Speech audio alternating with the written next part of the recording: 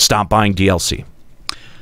Russia this week released what they called irrefutable proof that the U.S. had aided ISIS. The problem? The image they released is from a mobile game called AC-130 Gunship Simulator. Russia's official response to the incident was, mistakes happen. Wow. What? Wow. See, now, we had a similar story Thing I've ever heard. earlier in the year where CNN had used a hacking image from Fallout, right? Yeah, right. That's Yeah. one thing, because that was just an image to sort of, let the people know, hey, hacking is a thing. But you know what? It worked. Like some people people called it out. True. And then there were other people like us that were like, it doesn't really matter. But actually, if you're it kind of does, and this is why. Exactly. I was wrong on that one. Exactly. If you want to start, flying it around like we have proof of something, you can't just Google image search proof. Now here's the thing. Okay, so this was a Russian-presented news story. Yep. That used an image from a video game that said this is proof in real life that the U.S. is colluding with ISIS. Yep. It's just okay. Think about that. Wow.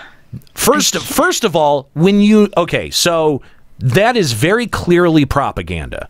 Yes. Right? Like, can we all agree on that? That's 100%. definitely propaganda. Textbook. Yeah. And I mean, I don't know, man. That's pretty spooky. Considering that we may be able to identify, and even though it's out there now that it was, there are still people who saw that story, who then have seen the headline that it's from a video game, but who are still going to go, nope. Nah. Yeah, they would say that, wouldn't they? Yeah.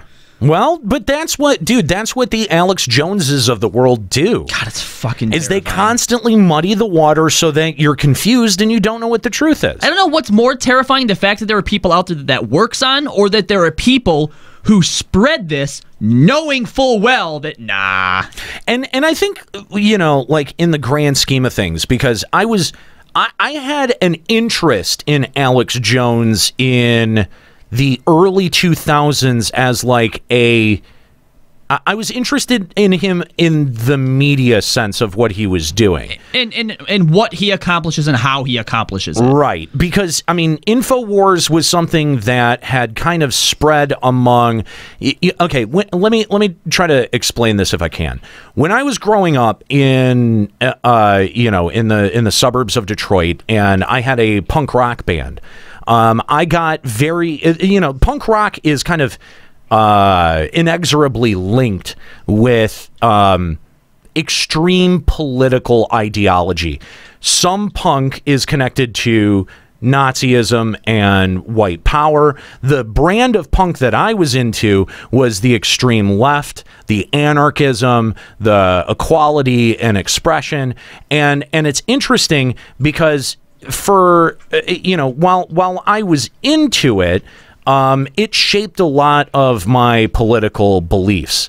And a lot of them, thank God I was 16 years old and I couldn't do anything with any of those extreme political beliefs, because that's, I think, how it starts. We form those ideas in our teens or in our 20s, whenever we kind of get plugged into politics, and then we start kind of shaving away at the more extreme and rough-edged parts of those as time goes on, and we kind of reach a middle ground as we age.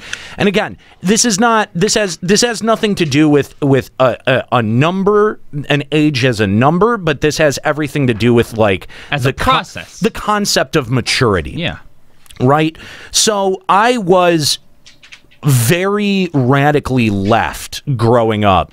As a part of this, punk rock community. I had my own band, so I had my own opinions, and it was really formative for me to be able to put my opinions out there and have a group of people say, yeah, okay, yeah, I agree with that. Like, that is so psychologically helpful in being able to become a performer, right? Like, you need to find an audience. If you are constantly met with negativity or like,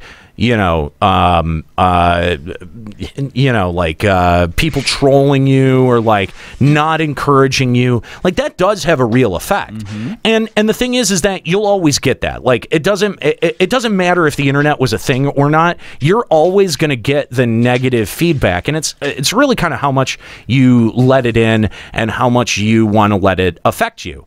In the case of Limit Break Radio, I think I became tuned in with that. So when we brought it back for FF14, it was like, okay, listen, you guys think that you have all the power as YouTube commenters, but no, we're going to show you that we have the mics, we have the power. Fuck you. If you don't like it, take your ball and go home, because this is what we're doing here. And that's kind of how we crafted our own middle ground, right? So, you have these two very polarized political extremes that people find when they're young, and because you're so young and because those extremes are so extreme, you end up with people who can come in, take advantage of that, and really weave in some very, very dangerous ideas. And I felt that. I felt that in my involvement with punk rock, and that was part of the reason that I had to pull away. It was because there was just some shit that I was like, I'm not okay with that. One of the major plot arcs in the new Punisher series explores that.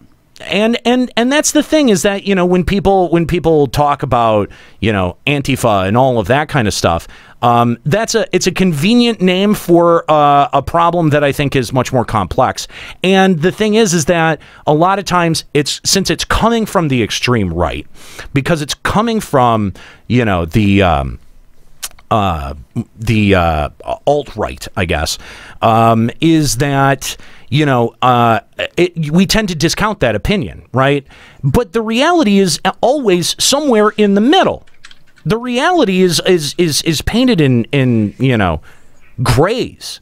So, you've got these two political extremes, and the ideas are there, but the truth is somewhere in the middle. And now we have pretty much proof that this is going on. So you get a guy like Alex Jones, and the way that I first got kind of keyed into Alex Jones was through that punk rock radical left. And this is exactly the guy that I'm talking about that exploits this kind of extreme and this kind of division, because look at how much money he's made doing it. Ugh. Okay? And it's dangerous. It's dangerous. It's unethical. And we see that. We see that now with kind of the response to Alex Jones. And you're playing with fire when you do that. And in a way, Limit Break Radio is a commentary on that, and is also a way for us to sort of play with that idea and go, okay, what's our version of that? So, and I know that this has been a pretty long story here, but, Russians using things like video game screenshots to be able to prove something really just kind of proves my overall point that you really have to do your homework. Still, in this internet age, your bullshit detector, absolutely, your filter is the thing that fucking matters. Well, it's more important now than ever, because literally anyone can put something out there. Absolutely. Yeah. It's the age of fake news. A new PC MMO